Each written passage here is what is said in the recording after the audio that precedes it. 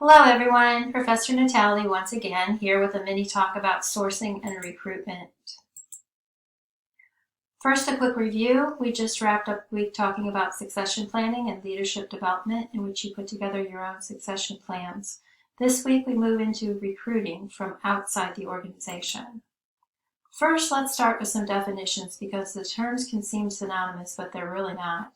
Talent acquisition, as we know, is the process of finding and hiring high-quality talent needed to meet the organization's workforce needs. Sourcing is when we identify where to look for that talent.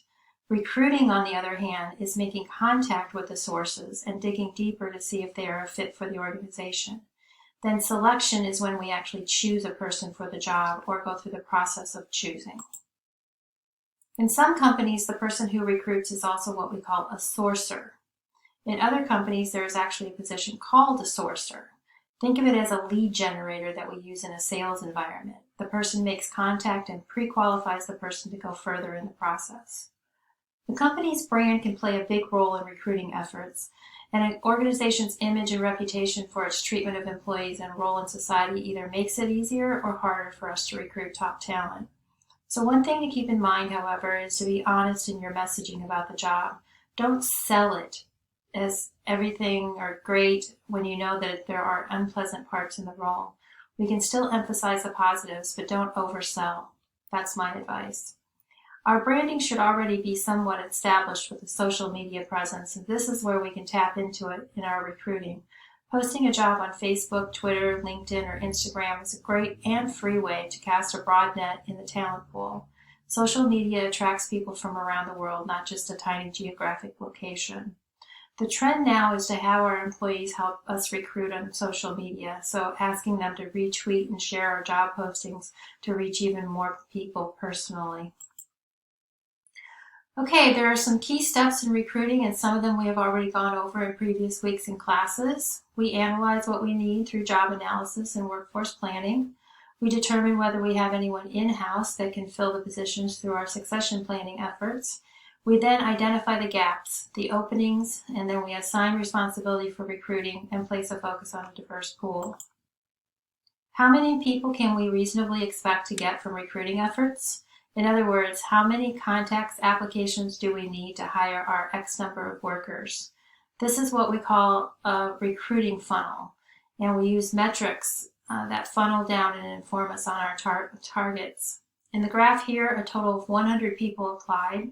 30% met the minimum qualifications, half of those were called for interviews, and 10 were offered jobs.